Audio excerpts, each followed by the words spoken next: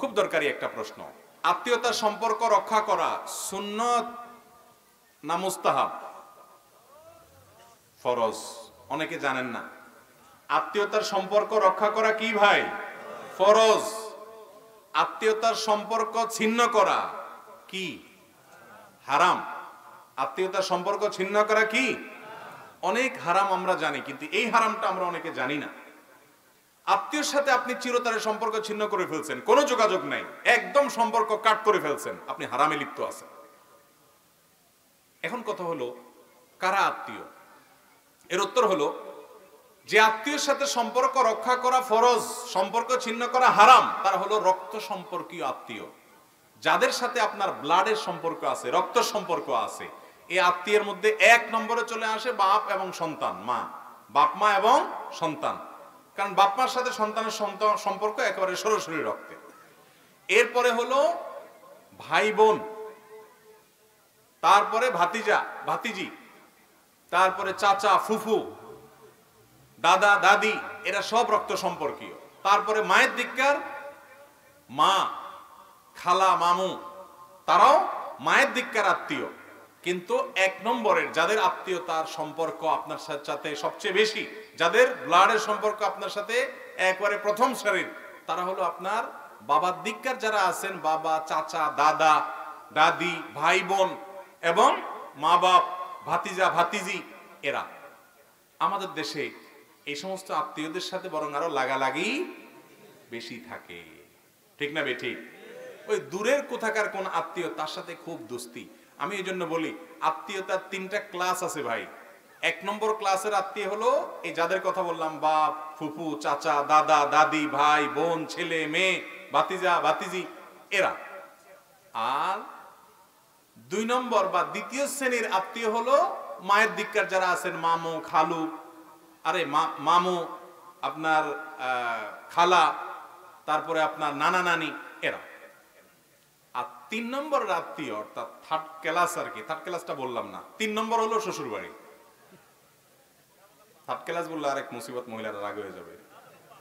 Third class না, তৃতীয় প্রকারে যায় পড়ে কোনটা? আর আমাদের দেশে ওইটা এখন কয় নম্বরের? এক নম্বরে। ভাইরা আমার, এটাও ঠিক যে যারা এক নম্বরের আত্মীয়, তারা অনেক সময় এত শত্রুতা করে যে দেখা যায় দুনিয়ার কেউ এত ক্ষতি করে না, চাচারা যত ক্ষতি করে। দুনিয়ার কেউ এত শত্রুতা করে না, ফুফুরা যত লেগে থাকে। এত শত্রুতা কেউ করে না, ভাই যত লেগে থাকে। যদি কোনো আত্মীয় আপনার সাথে এরকম আচরণ করে, ও তো কপাল পোড়া, কারণ সে আত্মীয়কে কষ্ট দিচ্ছে, ও তো হারাম করতেছে। কিন্তু আপনি আপনার জায়গা থেকে চেষ্টা করেন অন্তত তার সাথে কানেক্টেড থাকার। যদি সে আপনার ক্ষতি করে কানেক্টেড হলে, তাহলে আপনি দূরে থাকেন, কিন্তু তা না হলে যথাসম্ভব তার সাথে মিলেমিশে থাকার চেষ্টা করেন।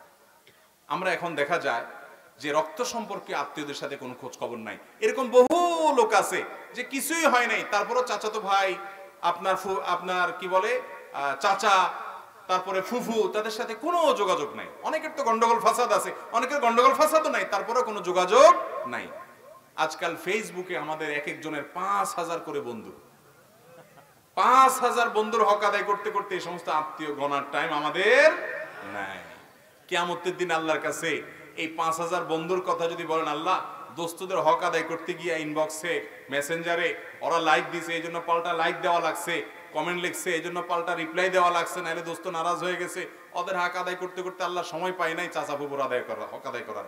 মুগুরের মায়ের একটাও নিচে পড়বো যে ২ নম্বর দোস্ত তোরে পাতাইতে বলছে কে?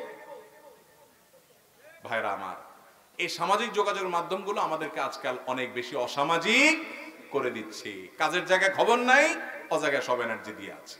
অতএব আত্মীয়তা সম্পর্ক রক্ষা করে চলবো তো ইনশাআল্লাহ। এক সাহাবী নবীজির কাছে বলছে, ইয়া রাসূলুল্লাহ, আমি তো আত্মীয়ের সাথে ভালো থাকতে চাই, কিন্তু তারা তো আমার ক্ষতি করে। নবী করিম সাল্লাল্লাহু আলাইহি সাল্লাম তখন বলেছেন, তুমি যা বলছো যদি এরকমটা সেই করে, তোমার ক্ষতি করে আত্মীয় হয়ে, তাহলে ও তোর কপাল শেষ করতেছে, ধ্বংস করতেছে আত্মীয়ের প্রতি অবিচার করে বা তাকে কষ্ট দিয়ে। কিন্তু তুমি মনে রাখবা, লাইসাল ওয়াসিলু বিল মুকাফি, তোমার আত্মীয় তোমার সাথে ভালো আচরণ করলে তুমিও ভালো আচরণ করো, সে তোমার ছেলেকে গিফট দেয়, তুমিও তার ছেলেকে গিফট দাও, এর নাম আত্মীয়তার সম্পর্ক রক্ষা করা না। এটা তো যে কোনো মানুষই ভালো করলে তার সাথে পাল্টা আরেকজন ভালো করে। আত্মীয় যদি তোমার সাথে খারাপও হয়, তুমি খারাপ অন্তত করবা না, চেষ্টা করবা ভালো কিছু করার, সবর করার। প্রতিহত করবা, তুমি জুলুম সহ্য করার দরকার নাই, কিন্তু তুমি খারাপ করবা না এবং পারলে সম্পর্ক রক্ষা করবা। এটাই হলো আত্মীয়তার সম্পর্ক রক্ষা করা। আমার স্ত্রী প্রথম বাচ্চা সিজারে হয়েছে, তখন আমি তাকে বলেছিলাম যে তোমার দ্বিতীয় সন্তানও যদি সিজারে হয় তাহলে আমার বাড়ির ভাত তোমার জন্য হারাম। তো এখন আমি দ্বিতীয় বাচ্চা নিতে চাচ্ছি, এমত অবস্থায় যদি দ্বিতীয় সন্তানও সিজারে হয় তাহলে আমার করণীয় কি? এই কপাল পড়া স্বামী যে প্রশ্ন করছে তাকে তার ধরে আনা উচিত, ধরে এনে আগে এখানে তার বিচার হওয়া উচিত, তারপরে প্রশ্ন উত্তর। কারণ প্রথম বাচ্চা সিজারে হয়েছে, তার সিজারে হয়েছে, এটা কি তার দোষ? অতএব এটা বউর উপরে দোষ চাপানোটা মূর্খতা এবং অজ্ঞানতা ছাড়ার কিছুই নাই। কিছু মানুষ আছে কিছু হইলেই বউর দিকে ছুটে। এই জন্য আমার এক ওস্তাদ ছিলেন খুলনাতে, তালাকের মাসালা জিজ্ঞাসা করতে আসলে ওনার গদির নিচে একটা ব্যাত থাকতো, উনি মুফতি সাহেব ছিলেন, উনি সোজা ব্যাত বের করে আগে একটা মাইক দিয়ে নিতেন, এরপরে বলতেন বল কি মাসালা, যে বউ তালাক কেন দেশ? কোনো কিছু হইলেই কিছু পুরুষ আছে ছোট লোকই করে। তো যাই হোক, এই যে কথা বলছেন যে স্ত্রীকে আপনি বলছেন দ্বিতীয় বাচ্চা সিজারে হলে তুমি তোমার ভাত আমার ঘরে হারাম, এখানে তিনি কি উদ্দেশ্যে বলেছেন এটা দেখতে হবে।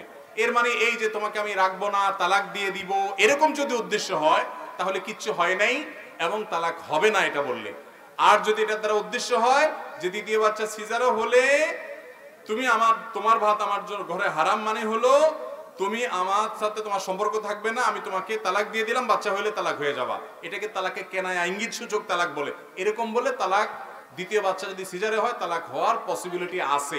এজন্য কি উদ্দেশ্যে বলছেন সেটা নির্ভর করে।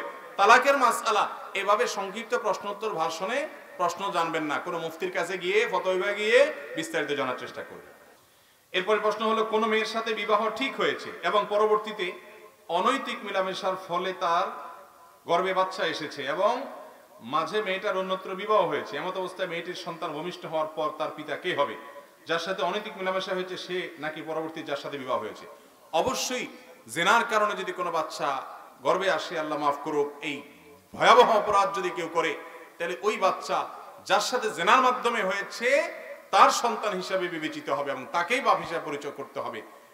কোনো অবস্থাতেই যার সাথে বিয়ে হয়েছে তার সন্তান হিসাবে চালিয়ে দেওয়া যাবে না। কেউ জানে না, আল্লাহ তাআলা তো ঠিকই জানেন। অতএব এই 2 নম্বরে যদি করে তাহলে ওই মেয়ে গুনাহগার হবে এবং অপরাধী হবে, যে একজন মানুষ তার বাবা নয় তাকে তার বাবা হিসেবে সমাজের মানুষের মধ্যে পরিচয় করে দিচ্ছে। ভাইরা আমার, জেনা আজ এত ব্যাপক হয়ে গেছে, জেনা নাই, জেনা থেকে মুক্ত যৌবন আছে, এই রকম তরুণ এরকম তরুণী আজ সোনার হরিণের মতো হয়ে গেছে। যুবকদের চরিত্র শেষ হয়ে গেছে। আমি সেজন্যই শুরুতে আলোচনা বলেছি, বিনোদনের নামে, ক্রীড়া কৌতুকের নামে আমাদের যুব সমাজকে ধ্বংস করে ফেলা হয়েছে। এই জন্যই হালাল হারাম বাজ বিচার যারা করে চলে তারা পবিত্র থাকে, তারা ভালো থাকে, তারা নিরাপদ থাকে, তারা সুখে থাকে। বিধায় এই ধরনের হারাম কাজ থেকে আল্লাহ আমাদেরকে বেঁচে থাকার তৌফিক দান করুন সবাইকে।